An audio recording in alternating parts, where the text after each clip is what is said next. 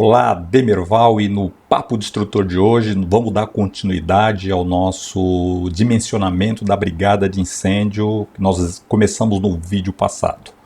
Mas dando aqui uma introdução antes da gente começar diretamente aqui na nossa tabela, é passar para vocês profissionais da área de segurança do trabalho, principalmente os iniciantes. A parte de missionamento de brigada de incêndio é inerente à área de segurança do trabalho. Quem é que vai fazer isso se não for a segurança do trabalho? E a gente encontra no mercado muitos profissionais que acabam não gostando dessa área, não se identificando e às vezes não tendo assim a curiosidade de pesquisar, de ver como é que se faz isso, ou procurando orientação para poder de repente realizar esse trabalho. Então, durante o ano a gente acaba ganhando dinheiro com isso, fazendo esse dimensionamento para empresas que de repente o profissional que está lá, e na minha opinião eu entendo que isso é inerente à área de segurança do trabalho, o profissional não gosta de fazer, acha que é chato, tabela, é complicado. Tudo bem, não é uma coisa tão simples para ser feita assim, mas basta um pouco de dedicação. Se você se dedicar um pouco, entender um pouco, com essas informações que eu estou dando aqui, é o suficiente para você já começar a entender um pouco de como é que funciona isso aqui, tá bom? Então foi a minha opinião, é só para a gente começar esse vídeo aqui, passando o restante das informações para vocês. Nós paramos no vídeo passado, nós explicamos toda essa tabela, que é a tabela a tabela 1, que é a composição, mas nós fizemos um adendo aqui, ou uma interrogação aqui no grau de risco. Porque a pergunta é a seguinte: como é que eu chego no grau de risco? Por que a empresa ela tem grau de risco? Ela é considerada grau de risco baixo, médio ou alto? O que define isso? Como é que eu defino isso aqui? Bom, essa informação ela é inerente ao profissional que fez lá o teu projeto de combate a incêndio. O profissional que de repente ele fez esse projeto, ele definiu isso baseado em informações de uma instrução técnica, que é a IT 14. Então vamos lá, deixa eu abrir a IT 14 para vocês aqui. Aqui está a IT 14. Você precisa entender essa IT 14 todinha? Você não tem essa necessidade de entender ela toda, mas é bom que você conheça, para saber de onde partiu essa informação, porque a sua empresa foi classificada no grau de risco baixo, médio ou alta.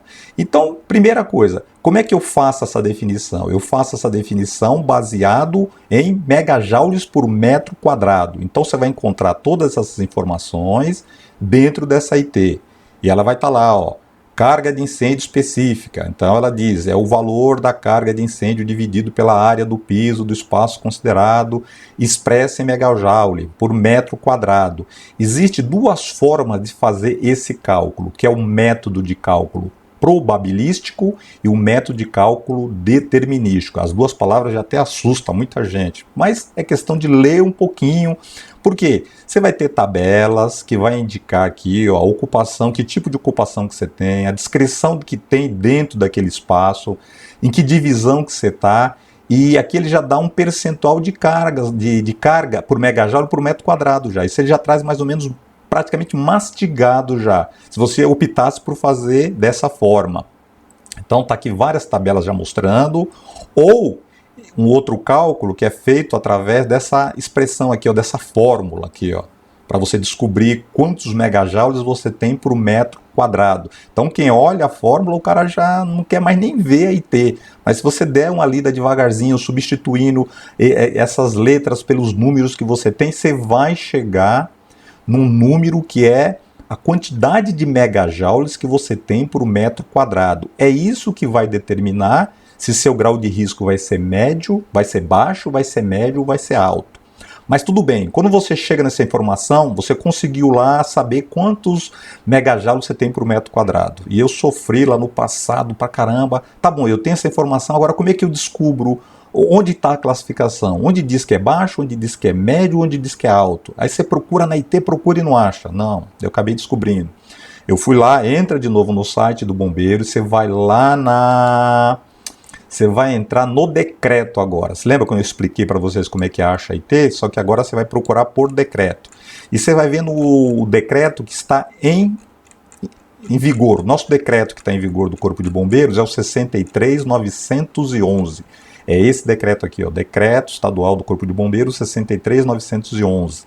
de 2018, é o que vale para o Corpo de Bombeiros aqui, para o estado de São Paulo. Então lá no decreto, se você rolar nos anexos, vem para baixo de novo. Então aqui é o passo a passo mesmo. Se você vir aqui embaixo, onde entrar em anexos, você vai ter a informação que eu quero passar para vocês aqui, ó.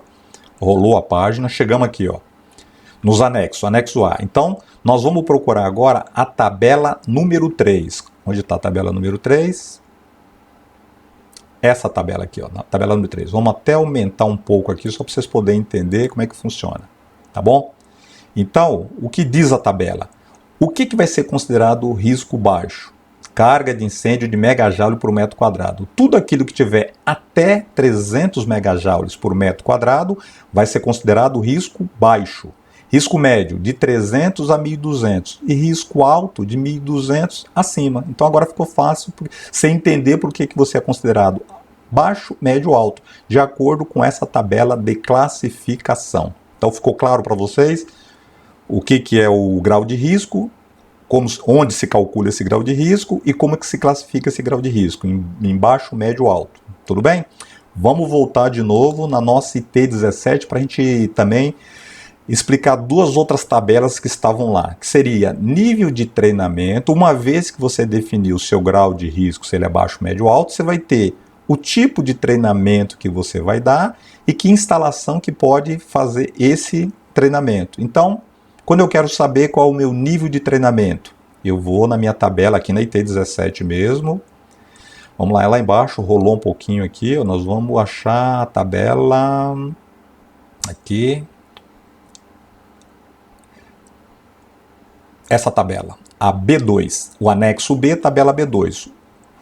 Quais os tipos de treinamento? O ele é básico, o ele é intermediário, o ele é avançado. Esses são os 3 tipos de treinamento. Uma vez que você está lá na sua classificação, você entendeu que você é do risco básico, aqui tem o módulo, quais são as matérias, a parte tanto teórica quanto prática que vai ser empregada e a quantidade de horas empregada para esse treinamento. Isso para o básico, para o intermediário e para o avançado, tá bom? Então aqui eu entendo onde é que estão os treinamentos que eu preciso ministrar, sendo ele básico, intermediário ou avançado. Outra informação que estava lá, a gente passou também, era nível da instalação. Você vê que a sequência aqui, ó, praticamente aqui, ó, toda vez que você tem um treinamento básico, você precisa de um nível da instalação básica. Toda vez que for intermediário, você precisa de intermediário. Toda vez que for um avançado, você precisa de avançado.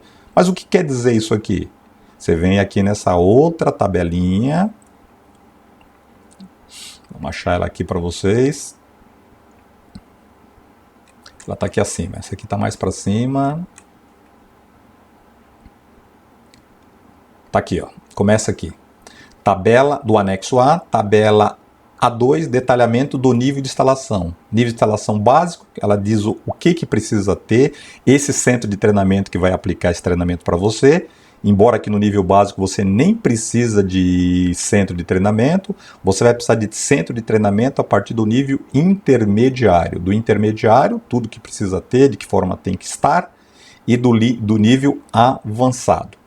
Então, com essas informações, a gente praticamente fecha a tabela aqui de composição da minha brigada. Então, eu entendo agora tudo o que quer dizer essas colunas, o que significa. Fica fácil agora para a gente partir agora para fazer exemplos de risco baixo, risco médio e risco alto.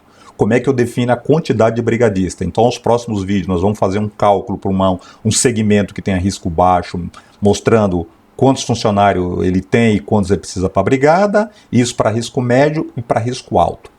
Espero ter ajudado vocês com esse vídeo e tenha interesse em fazer isso aqui. Acho que é inerente à área de segurança do trabalho. Não tem como fugirmos disso. Nós somos da área de segurança do trabalho, temos que entender como é que funciona e sabermos como faz esse dimensionamento, tá bom? Espero ter ajudado. Nos encontramos no próximo vídeo.